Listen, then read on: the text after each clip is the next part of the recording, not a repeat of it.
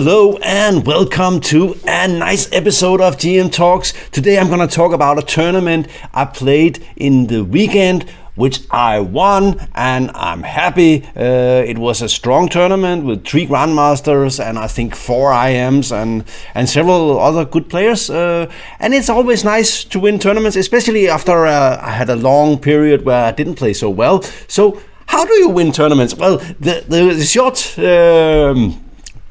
story about it is you win more games than the rest of the field. The long story is, of course, you try to play well, and of course you need a little bit of luck in the last round, usually, unless you're clearly the better player. It started out with I played a draw against Qxd4 with white, and I think completely winning, and I think I played a very good game up till a certain point where I messed it all up and I didn't win. So I was a bit annoyed. Then I managed to win with black against Mikkel Strange, who had a horrible tournament. I think a decent game. He might have had some chances, but it was okay. Then I won against Kristensen, where he missed a big chance that no one of us has seen. Anyway, I'm probably going to show all the games here on this channel, so don't worry, you don't have to look it up. I will be back with it because they were very instructive games. And then in the 4th round, I played a draw with Martin Haubro, who played pretty well. It was a tense fight. I tried to win, but I think it was a more or less sort of correct game. And in the last round, I won the following game against Uffe, who had a very good tournament up till that point.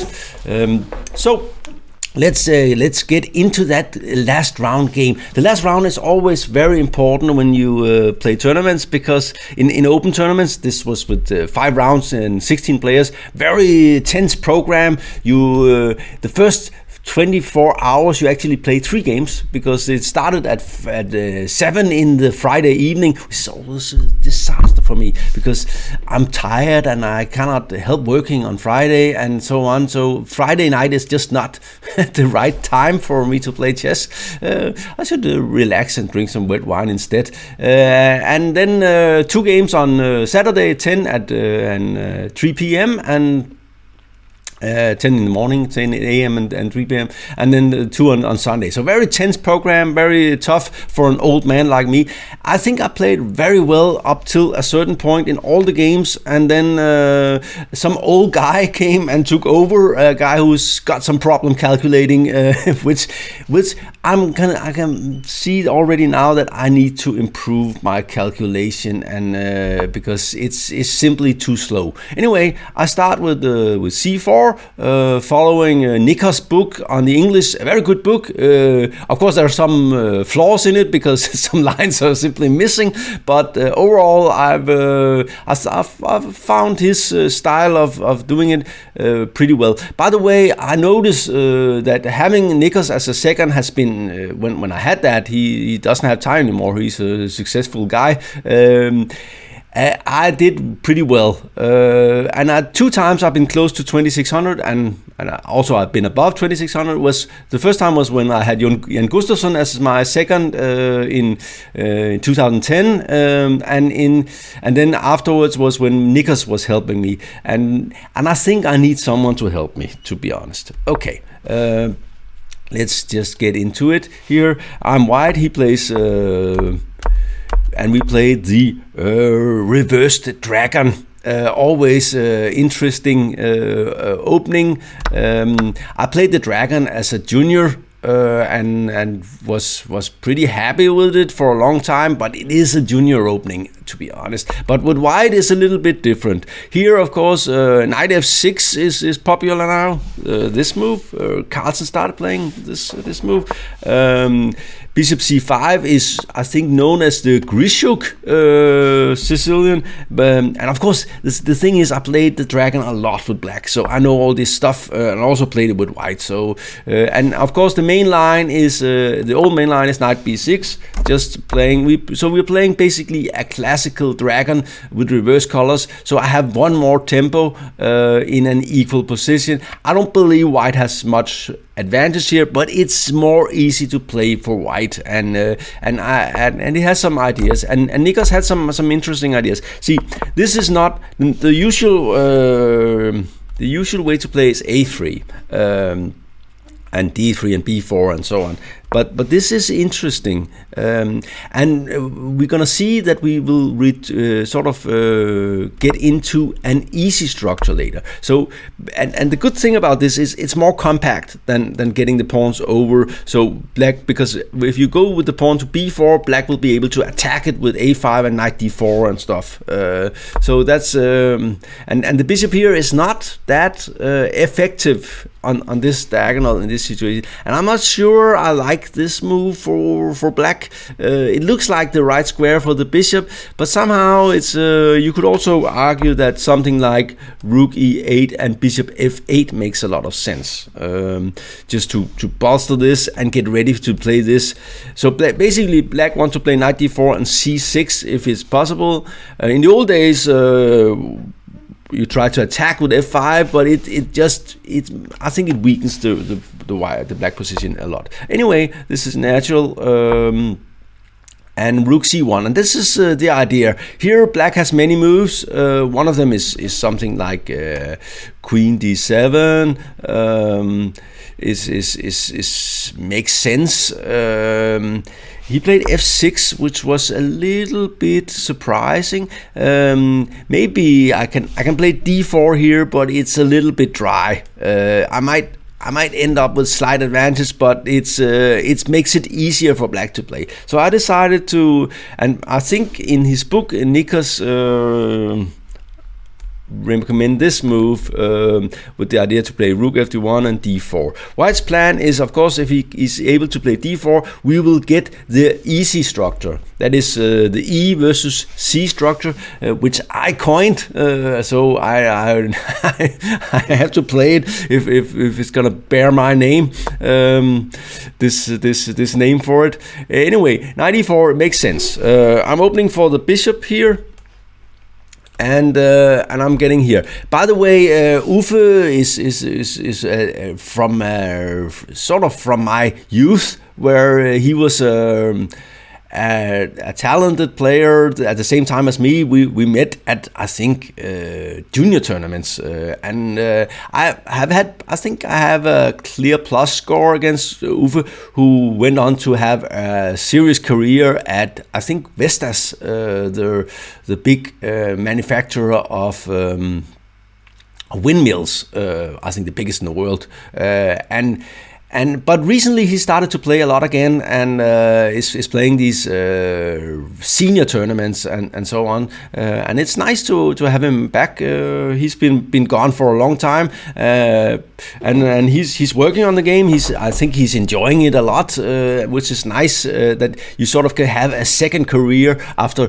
I think he was away from chess for maybe 25 years or something, and now he's back.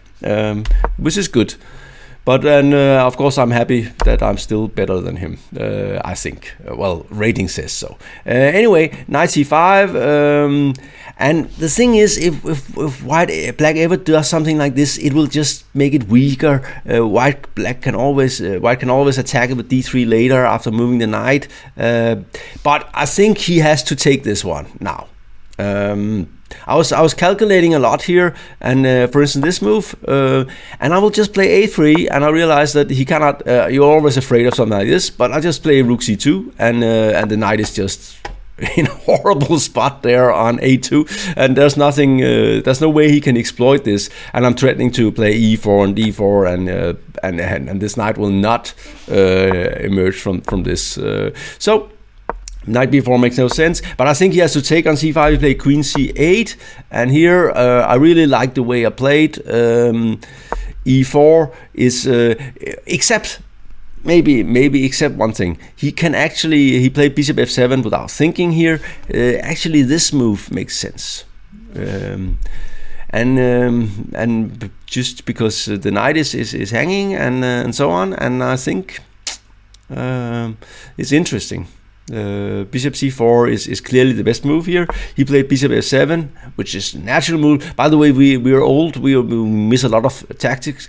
Anyway, I was very happy to win this tournament because I've been having bad results for a long time, and I was beginning to worry: can I play chess anymore? Actually, and this is the idea, and we see that we will have to exchange the. He's not going to allow this one, so he will have to take. And take, and the trick is, of course, on this move. This move I can take here, and of course because of the this one, and I'm of course, and he had to take back, and this is of course winning for me strategically. This is a disaster. So he can't play rook d8. He has to take. And I take with the queen, and this is the easy structure. So this will be part of the easy structure series as well. I'm having these 4 pawns versus these 3 pawns. We've discussed it a little bit, and I think this is in a clearly better way for me. Also because, of course, his pieces are a little bit passive, and this knight here is not very well placed. Rook d8, and this just makes the queen a little bit clumsy. And of course, I go here, and here I should probably. I didn't know what to play here. I was thinking. One of the things I really want to do is I really would love to open this diagonal and start attacking, but of course without allowing him to play the bishop here and exchanging it. I was thinking rook e1, I was playing bishop d4, I was thinking af4, but I'm also worried that of course my chances lie on the king side, or in some cases as a minority attack on the queen side.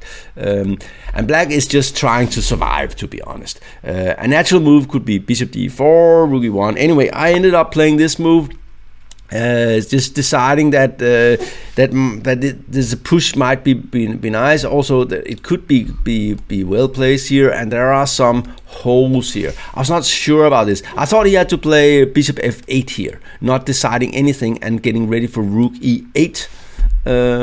Maybe rook e8, but he played queen d7, attacking here, and I went with the rook here. Maybe it's the wrong rook. I don't know. It could be. Because the other rook could be and it's not doing much on the c file at any time. And he plays c5. I was very surprised about that. Of course, the idea is that the pin here works for him. But I really like the way I might get away with e5. And I was calculating, but then I decided, okay, I'm better. I'm better on all accounts here. There are weaknesses in the camp. My bishop is going to be strong. We have this bishop will be strong here. This bishop will be strong here. I have all the rooks. I have more or less everything here. This knight is a little bit clumsy, but let's fix that. So bishop f3, freeing the knight to do whatever it likes. And of course c4, I just go to e5 and get rid of his bishop on f7 and have a huge advantage. Basically my white squared bishop will be a complete monster in that situation. So queen b5, going for some sort of activity. And I thought, this must be very good. E5 is like really the move you want to play. I really want to take with the knight here and just get rid of them and get after his king. And this is one of the things when you have 4 pawns versus 3, that when one of them is exchanged, his king will be very left open. It's a little bit like having the king here would not be so safe. And knight d5, he's getting that was the downside of playing the e4, is that he's getting the knight away from this stupid square. Queen e4 I thought was really smart, and bishop and it looks weird. I was calculating queen e2, but I was a little bit afraid that this ending is not too clear. but it's probably good. And I couldn't calculate something like this. It looks really. I was afraid that something weird would happen here. A lot of loose pieces, so I was not comfortable with that. And so, but then I found this move, which is kind of a cool move. I really would love to be on this square. And he played this move. And here I actually have a really strong move that I didn't see, which looks surprising. I calculated this when I played Queen E4, and the plan was to play Queen G4, and I played that. But actually, the computer says this is really strong. Actually, more or less completely winning. He has to. The best move he has is go back, and then I'm just way better. This is just a disaster for him, because this check here will either I will take on E7, or I will give it and take on for instance something like this. I play here and I have this, and I thought this was here I can just take, but and he will just be completely killed, and something like this.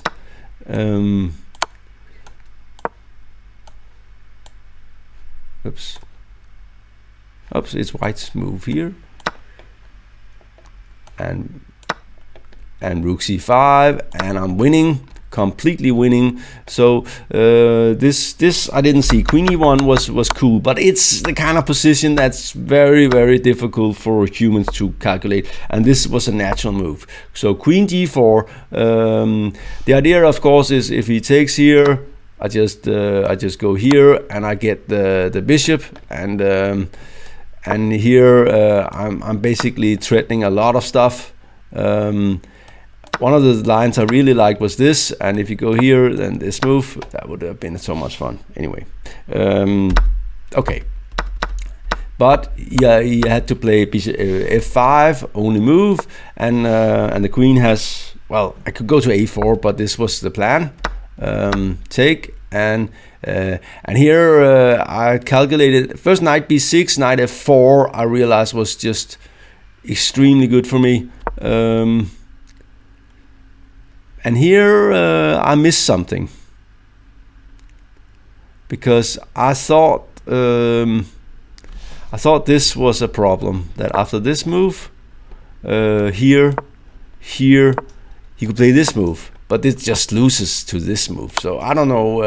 And this was one big reminder that I really need to work on my tactics, because this is pretty easy tactic. And I thought I was looking at this position for a few minutes, and I thought this must be winning, and I didn't see knight f6, and it's like the Baburian rule, right? You checks and knight moves. So it was instead I played this pretty cool move e6, which I thought was also of course it's very unpleasant for black here.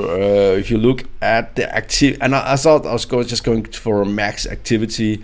We have this guy could go anywhere, and so on, and this pawn is also very, so bishop d5, and I can do different things here. I decided to go here just to, and I think he played pretty well here. It was a necessary decision, but it looks really spooky, to be honest. Right, look at those bishops, and attacking here, and very dominating, and we were getting short of time, and here I decided that the cool move was just to play h4, get some no. By the way, I like to have the h4 move in, so later on, sometimes when we have some sort of maybe king and pawn or ending, then king can get to h6, and h5 would be undermining his structure. That was okay. That's far out in the future, but it's actually going to be a little. And I played bishop c3, and basically I'm getting ready to do this pin, and I'm also ready for this move, putting more pressure on him, and knight e5. And very, very, very, very scary position for him. There's might be this move, there might be this move, followed by this move, and it's not easy to get out of this stuff. Bishop f6, and here I just play king d2. I thought that was a cool move. It might actually give away the advantage. He might get away with sort of recouping here. I don't have much except for activity. I didn't get any structural defects out of him, which was, I think, a little bit surprising actually. But he went for this move, which and we didn't have much time here, and that's probably wrong. And here he went for this move, and I didn't have much time here. I also thought, oh, what is going on here? And then I realized, okay, I can keep the advantage if I just take on a3, but I didn't see that I can actually win here, more or less by force. So I'm giving you the chance here. You got 1 minute left. The thing is, you don't get extra time at move 40 in this format. So you have to play the rest of the game pretty fast if you use all the time. But why to move here? And what I did miss was he takes, I take, but I don't take on a3 and I don't take on e5. I take on e6. I didn't even consider this, of course. The thing is, this is made in one move. Oh no! So, oops. So he took, and if I take, well, he has to take here. That's fine. I take back, and everything is hanging. Like, but the thing is, he can't take on b2 because of rook d8 mate again. So he has to take this one. And then of course I take this one, and yeah, voila! I got I won a pure an exchange. So that was and it should be winning. It's not easy, but it should be winning for sure. Especially it's nice that his pawn is here, so he will not be able to do some sort of fortress, because the king will always penetrate on the king side. Anyway, I didn't see this, so after this I just took this one, thinking, okay, I'm keeping my, and here I'm having some pressure. I'm having the bishop pair and so on, and he panics, and this just wins. He loses a pawn, and here he decided to go for a rook ending, and that's pretty bad actually. I think this is what you would like as white. So not, because the thing is, I got this is a pass pawn, and this is supported here, and I got an active king, and furthermore, which is really to his disadvantage, this pawn is on f5, which means that a lot of the pawn endings will be losing for him, because he played g6 here. He has to play g6 at some point. The thing is, later on, if for instance we have something with the c file, and my king gets to this square and his king gets to this square, then this will win, which is a typical trick in these kind of situations. So, and that's okay. I know that's far out, but it's some of the things you should see out of the corner of your eyes. So I'm not sure. And king c3, and basically I'm just coming around here, and pushing the pawn, and I think yeah, and c5.